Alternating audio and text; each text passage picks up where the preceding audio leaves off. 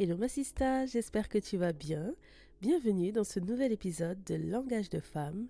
Ici, on t'aide à grandir à l'intérieur afin de rayonner à l'extérieur. Je suis Daisy et je t'invite à te mettre à l'aise parce qu'on va discuter un petit peu. Notre thème d'aujourd'hui s'intitule Lorsqu'une femme parle. C'est un thème qu'on avait déjà traité il y a 2 ans, en février 2023, il y a plus de 2 ans même. Par contre, c'était sur Zoom. Dites-moi d'ailleurs en commentaire si ça vous plairait qu'on reprenne également ce format, en plus des podcasts, bien sûr. La particularité de ces formats, c'est qu'on peut interagir en direct. Donc, c'est vrai que c'est sympa. Ici, vous pouvez me poser des questions via les commentaires, mais c'est un peu en décalé. Alors que là, c'est vraiment du live, du one-shot. Donc, c'est aussi sympa. Donc, n'hésitez pas à me le faire savoir. Aujourd'hui, donc, lorsqu'une femme parle, on a le verbe parler à l'intérieur. Donc, pour avoir une petite définition qui nous vient du Larousse, parler, c'est exprimer sa pensée, ses sentiments par des paroles. Et la deuxième signification qu'on a du verbe parler, c'est discuter avec quelqu'un au sujet de quelque chose ou de quelqu'un sur un thème. Alors, la femme, on le sait, est assez réputée pour son côté bavard, entre très très gros guillemets, d'accord?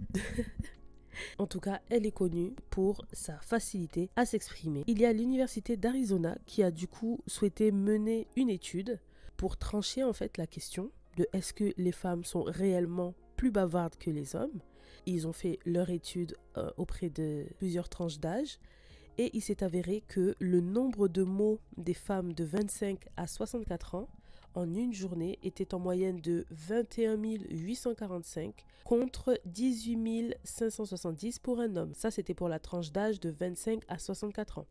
Mais pour les autres tranches d'âge, donc 17 à 24 ans ou plus de 64 ans, il n'y avait aucun écart notable de constater. Et honnêtement, je pensais moi que l'écart serait beaucoup plus grand. Après, c'est peut-être une idée qu'on a à l'esprit que non, les femmes sont ultra bavardes. C'est peut-être quelque chose qui a été vraiment ancré dans nos pensées, que ce soit via le cinéma ou voilà, les petites blagues qui sont faites par les humoristiques et autres.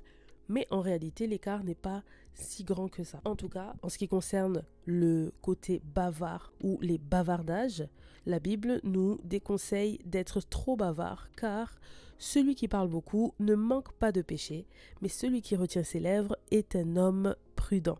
Donc ce proverbe se trouve dans Proverbe 10, 19. Toutefois, le fait de parler, c'est pas un péché en soi. Donc comme on l'a vu, c'est beaucoup parler, donc trop parler. Parce qu'en réalité, la parole est créatrice. Notre Dieu d'ailleurs a tout créé par la parole. Dans Genèse, à de nombreuses reprises, la Bible nous dit « Dieu dit, Dieu dit, Dieu dit ». Et il nous a fait à son image, à sa ressemblance. Donc c'est normal que nous aussi, on ait cette capacité de parler et de fait de créer.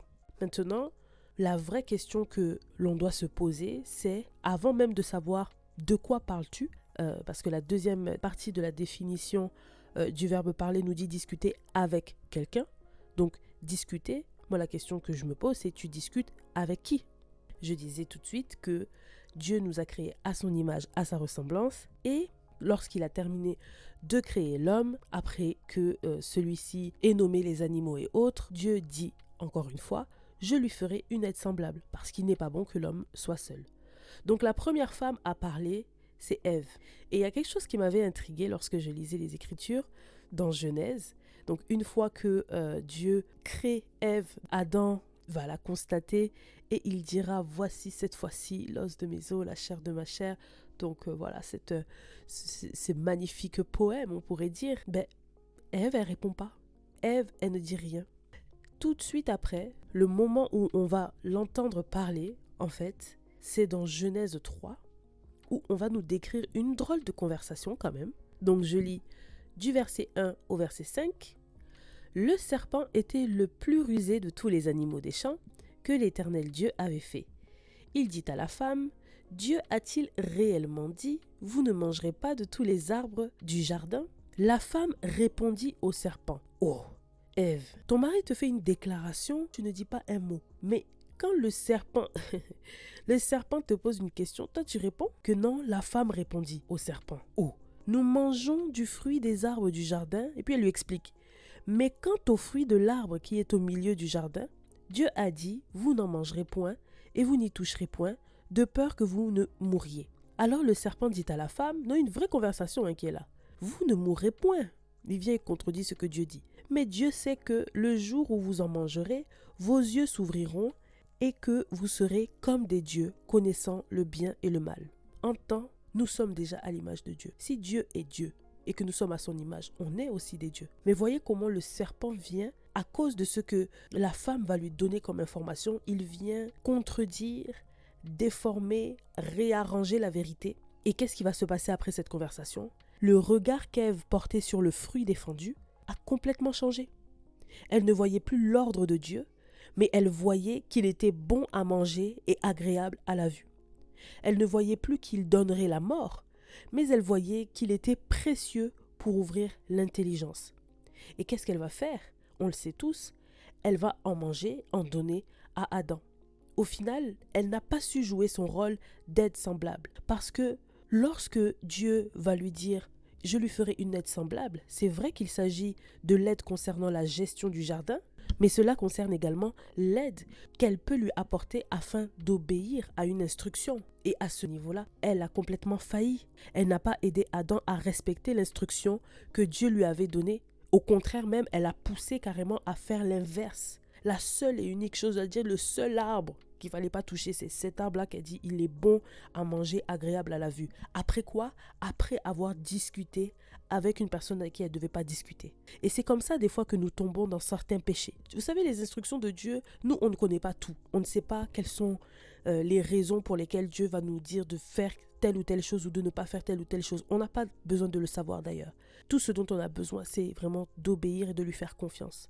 Donc si toi, Dieu te dit expressément quelque chose, ne mange pas ça, la personne vient te proposer un plat et toi tu vas lui expliquer que non, voilà, moi je mange pas et tout ceci, cela, mais lui aussi il va te répondre. Proverbe 18-21 nous dit que la mort et la vie sont au pouvoir de la langue. Quiconque l'aime en mangera les fruits. Dans l'histoire de la Genèse, on voit bien que malheureusement, la mort est rentrée dans leur vie. Déjà, ils n'avaient plus accès aux fruits de la vie, mais en plus de ça, quand ils ont été chassés déjà du jardin, là où il y avait la paix, ils ont subi des malédictions que Dieu a mis sur leur vie. Le fait qu'ils devaient manger à la sueur de son front, le fait que Ève allait accoucher dans des douleurs. Et plus tard, on va se rendre compte que, bien que voilà, peut-être Adam et Ève sont décédés à plus de 900 ans, mais le premier meurtre que l'on va constater dans les récits de la Bible, c'est leurs enfants. Caïn qui va tuer Abel. Donc, fratricide. Pourtant, ce que le serpent était en train de dire, non, vous ne mourrez point. Bon, ils ne sont pas morts à l'instant T, ils ne sont pas morts instantanément, mais ils ont bien fini par mourir. C'est comme ça souvent que nos projets meurent. C'est comme ça souvent que nos situations se compliquent. On se retrouve chassé de l'environnement favorable. On se retrouve chassé de notre Éden des fois par une discussion qu'on ne devait pas avoir. Il y a des conversations que tu n'as pas à avoir. Il y a des moments où tu dois couper court. Surtout lorsque tu as une instruction claire de Dieu. Il y a des conversations qui conduisent à la mort. À qui parles-tu? Lorsqu'une femme parle, oui. Je l'ai dit au tout début, on doit parler. La parole est créatrice. Mais à qui d'abord? On ne parle pas avec n'importe qui. Le fait de parler, de discuter, d'échanger, ça veut dire qu'il y a la parole, il y a l'écoute. Et je t'invite à écouter d'ailleurs l'épisode d'avant, Apprends à écouter, parce que dans cet épisode, je détaille très bien les personnes à qui tu dois prêter tes oreilles. Donc le type de personnes avec qui tu dois converser finalement. Car si tu n'y prends pas garde, ma sista, tu vas te retrouver à parler avec la femme étrangère. C'est dans Proverbe 5, du verset 1 à 5, qu'on va nous décrire cette femme étrangère. Mon fils, sois attentif à ma sagesse. Prête l'oreille à mon intelligence afin que tu conserves la réflexion et que tes lèvres gardent la connaissance. Tu vois, le lien entre l'écoute et la parole. Prête l'oreille à mon intelligence et que tes lèvres gardent la connaissance. Pourquoi? Car les lèvres de l'étrangère distillent le miel et son palais est plus doux que l'huile. Mais à la fin, elle est amère comme l'absinthe, aiguë comme un glaive à 2 tranchants. Ses pieds descendent vers la mort, ses pas atteignent le séjour des morts. La particularité de l'étrangère, c'est que les lèvres de l'étrangère distillent le miel. Ça distille le miel. Donc lorsque tu vas écouter, ça ne va pas t'agresser de prime abord forcément. Ça ne va pas te sembler absurde forcément tout de suite. Au contraire, même, ça sera doux. On nous dit quoi? Son palais est plus doux que l'huile. Mais c'est à la fin que ça devient amer, tu vois. C'est à la fin que les choses se gâtent. Le serpent te fait croire que tu n'es pas déjà comme Dieu. Il t'emmène à la désobéissance. Il te dit non, tu vas avoir un niveau supérieur, tu vois. Le miel, tu vas connaître, tu vas aller dans une dimension. Mais à la fin, ça devient amer. Tu te retrouves déjà hors du jardin, en train de travailler la terre, d'avoir des choses à la sueur de ton front. En temps tout était à disposition. Là maintenant, tu te retrouves à travailler. C'est dans ça on est aujourd'hui. C'est dans ça on est. Bref, il y a des choses qui ne se discutent pas. Ça peut te détourner de ta voie. Et c'est d'ailleurs le but du diable, c'est le but de l'ennemi, de te faire manquer justement le but. Péché, c'est manquer le but. Son objectif, c'est que tu désobéisses à Dieu afin de rater les plans que Dieu a pour toi, afin de sortir de ce que Dieu a véritablement pour toi. Je dis, il y a des hommes étrangers. Par exemple, un gars qui veut absolument coucher avec toi. Ne rentre pas en discussion avec lui pour lui expliquer que non, voilà moi, mon Dieu m'a convaincu, je dois garder ma virginité et tout. Et puis tu bavardes avec lui, tu rentres dans une discussion avec le serpent. C'est là qu'il va t'expliquer que mais non, bébé, tu sais, on va se marier et tout. Non, mais ça, c'est vraiment pour les gens et tout ça qui sont en dehors de la volonté de Dieu. Nous, on prie déjà, donc le Seigneur est d'accord avec ma sœur. S'il te plaît. Le miel qui va rentrer dans tes oreilles, demain, ça deviendra amer comme l'absinthe. Il finit de coucher avec toi, demain, tu apprends que non, il est fiancé là-bas avec Josiane. C'est des étrangers. Dès lors que ce n'est pas en conformité avec ce que Dieu me dit, c'est étranger à ce que Dieu me dit, c'est les étrangers. Je les connais où? Tu les connais où? Lui, là, tu le connais où? Dieu te parle, vous êtes dans l'intimité, vous êtes dans le lieu secret, dans la chambre. Dieu te parle. Lui, il était où? Est-ce qu'il était là? Il n'était pas là. Bon, pourquoi c'est lui que tu écoutes? C'est comme Ève. Ève, elle est avec Adam. Elle sort d'Adam. C'est Adam qu'elle connaît. C'est Dieu qu'elle connaît. C'est Dieu qu'elle voit. Le serpent, là, il sort d'où? Mais c'est lui, tu vas prêter tes oreilles, ma chérie. Non. Et puis, il faut faire très attention parce que, comme je le disais, on parle de ce qu'on a reçu. C'est ce qu'on a reçu qu'on va communiquer. C'est ce qu'on a reçu qu'on dit. Donc, il faut faire attention de toi-même, ne pas devenir une femme étrangère. Lorsqu'une femme parle, est-ce que toi-même, tu n'es pas la femme étrangère? Question. On peut devenir la femme étrangère lorsqu'on laisse l'ennemi nous parler, lorsqu'on prête nos oreilles à ces mauvaises personnes, ces mauvaises compagnies. Quelle est ton inspiration quand tu parles? Quelle est ta source quand tu parles? Car il ne faut pas oublier qu'il y a inimitié entre nous et le serpent. Si on ne fait pas attention à notre source, c'est la destruction que l'on va envoyer dans nos familles, la destruction que l'on va envoyer dans nos foyers, la destruction qu'on va envoyer dans nos vies, dans nos entreprises et tout ce que tu veux. C'est le cas d'Ève, malheureusement. Elle est devenue une femme étrangère pour Adam. Ils se connaissaient, mais la pensée là qu'elle a distillée à Adam en lui donnant le fruit, ce n'est pas une pensée qui venait d'elle. C'est une pensée qui lui a été insufflée par le serpent, qui a été implantée en elle par le serpent. Ce même serpent qui va implanter une idée dans Pierre plus tard, lorsqu'il va vouloir parler à Jésus. Jésus directement va discerner, il va dire « Arrête de moi, Satan ». Mais ce sont des pensées comme ça qui viennent et toi tu vas parler. Tu penses que c'est toi-même qui parles, en même temps c'est pas toi. C'est l'étranger. L'étrangère qui est en train de parler. N'en déplaise à Dieu, cela ne t'arrivera pas. Oh, Pierre, d'où vient cette pensée? C'est pas toi. J'ai envie de dire même, ce n'est pas toi qui as parlé là. Tu vois? Et comme je le dis vraiment, tu peux être une femme étrangère. Moi-même, j'ai été une femme étrangère. À un moment donné, je me souviens, lorsque j'étais en BTS, j'avais rétrogradé, donc j'avais des amis avec qui on sortait beaucoup. Et dans mon groupe d'amis, il y avait une fille qui venait d'un pays du Maghreb et elle était vraiment très conservatrice, très sérieuse dans sa religion, donc l'islam. Ce qui fait que voilà, elle buvait pas et elle n'avait pas non plus connu d'homme, elle ne fumait pas, etc. Bon, nous, on était dans un mode de vie...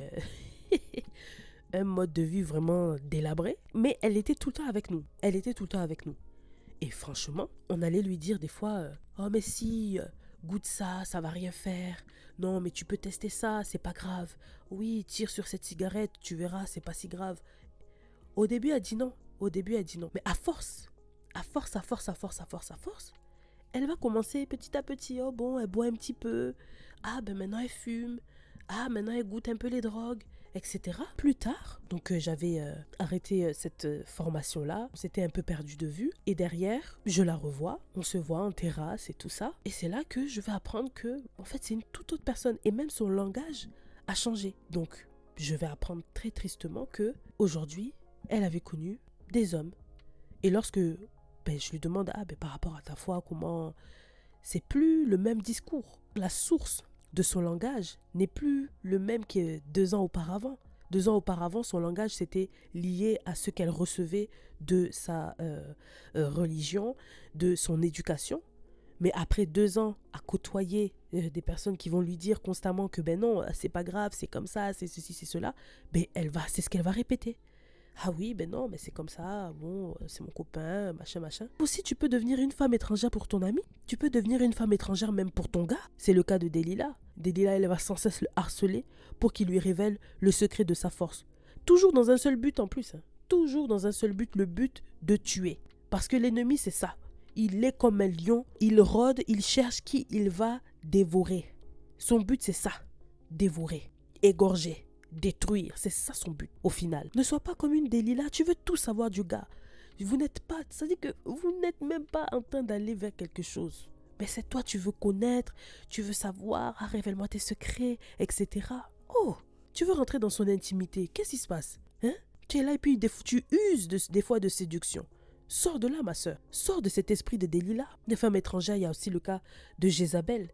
Bon, elle va carrément détourner le roi, elle va l'envoyer à faire des dingueries comme tuer pratiquement tous les prophètes de Dieu, aller adorer Baal. Mais des fois, c'est comme ça que nous devenons. C'est comme ça que nous pouvons des fois devenir pour nos maris, pour nos frères. C'est important de connaître la source, de connaître l'inspiration, de savoir exactement d'où vient la provenance de ce que tu dis. Est-ce que tu dis quelque chose que tu as entendu dans les médias et puis tu viens l'imposer dans ta maison? Ou est-ce que tu viens parler des choses de Dieu? Est-ce que c'est les préceptes de Dieu que tu veux distiller dans ta maison?